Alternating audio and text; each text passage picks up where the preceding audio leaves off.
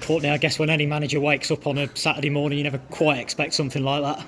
Yeah, it's a freak result, isn't it? I think they're going through a little bit of turmoil. Really, I think their results haven't been fantastic this season. But listen, they changed the manager in the week, and we drew down to lads that needed a professional performance today. And I think from minute 1 to 92, whoever was played, I think it was professional performance, and the scoreline shows that we've not took a foot off the gas, which is what we asked of them. I think once we sort of got to 10, 11, I think we knew the club record was 13. So listen, we broke that, so that's something. But listen, the main thing is we're in the next round, and performance like gives us confidence. To get some goals into the lads and a lot of minutes into the boys. So listen, you're never going to get that scoreline ever again, are you? It's a total one-off, but we're professional, and listen, we're in the next round, which is what we wanted.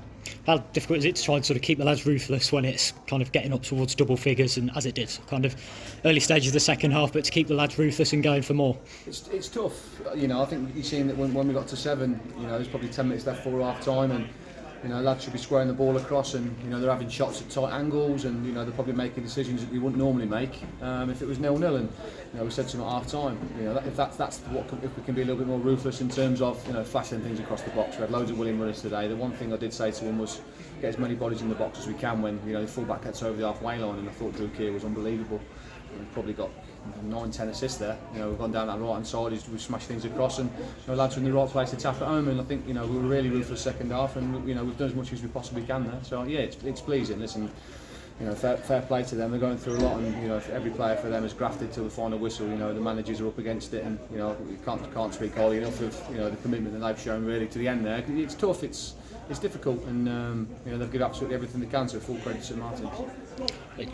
I guess it must be difficult to kind of sort of sum that up, and to keep putting stuff past, to keep putting goals past them when it's kind of getting up towards sort of 13, 14. I guess it's almost kind of not easy, I guess, in a way. It's tough. It is. Listen, it's a fantastic position to be in. You know what I mean? If you'd rather take that every week than not, but it's difficult. But you try and say to individuals, like I said to Joel when he went on, listen, go and get yourself some goals. Said to Kai, go and get yourself a load of goals. Go, try and get yourself in the team. The young lads that are learning the trade with us, and that's going to do them no harm. And listen, that sort of confidence, they've both got 4 goals each. So listen, you wake up tomorrow, Joel scored 4, Kyle Gibbs has scored 4. Charlie Evans, who I thought was fantastic. First half, he's done really well. He's created loads of space for us in behind. He works hard. So you've seen a little glimpse of what he's going to be about. And once we get him fit, I think he'll be a massive player for us. And listen, he's got himself a hat-trick as well. So little things individually, go and get yourself, like Drew, go and get yourself some assists. Dan Hoskins, go and play yourself some decent passes. And I thought Jack Edwards was absolutely fantastic again. I can't speak highly enough of Jack this season. I think he's been our best player by a mile. That's why we had the armband today, because he deserved it, and he's a fantastic kid.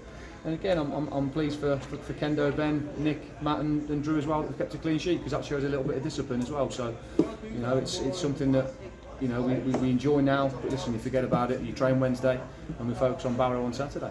I think that's what struck a lot of the fans today, was how well worked all of the goals were. It wasn't as if they were kind of worldies pinging into the top corner. There was all well worked goals, good passing moves at the end of it, and I guess 3G helped as well. Yeah, listen, we when we heard the news that Barrow was going 3G, we were very happy. I think whenever we play on a 3G, that's the way we want to play. We want to play fluid. We want to play football. We want to play through the thirds. We want to create overloads. And that's, listen, no illusions that we're against a side that's up against it today. And but listen, it's still down to us to be able to play that way, and creating little passes inside and going back out the other way.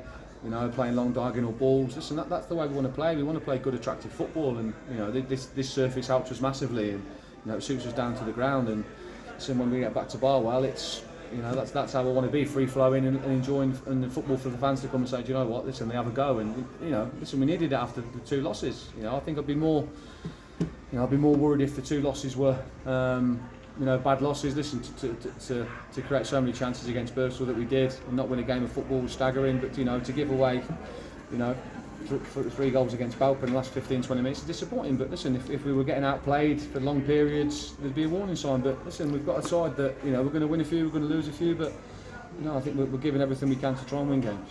Charlie Evans, a hat-trick on debut. Tell us a little bit about him and what he'll add to the side. Yeah, he's a grafter, Charlie, first and foremost. I think you ask any fan that's watched him play, he tells you how hard he works, and I think they were gutted to lose him. The rugby fans, I had a few of them message me saying that you've got a player on your hands there, and listen, we tried to get him in the summer. He wanted to stay at rugby. And he said to me, listen, if it ever changes, he'll be the first person to contact. And fair play to him, he stuck to his word and made it clear that he was looking to move. And we moved to get him in, and he knows a few of the boys, he knows ranks. He knows Matt, and listen, I think it'd be a fantastic addition for us. He's to be able to go and press teams higher up is what we want to be able to do. We're not there at the minute with sort of changes we've had to make and fitness levels, but I think once we can go and do that and we can play the football we can, I think we'll be a good side. But yeah, he's going to be a fantastic signing, and most importantly, he's a great lad.